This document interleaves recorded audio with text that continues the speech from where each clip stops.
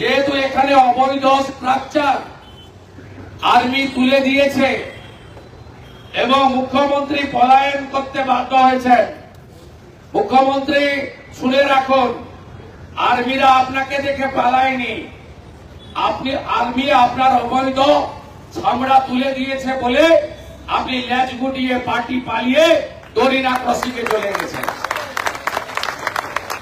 আমাদের দেশের আর্মি আপনাকে দেখে ছারপোকাদের দেখে পালাবে কেন?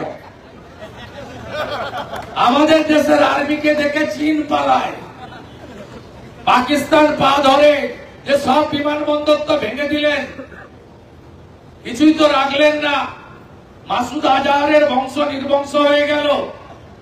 এবারে সিডিএস আপনি থামান, আমরা আর পাচ্ছি না। আমাদের দেশের আর্মিকে দেখে সবাই স্যালুট করে।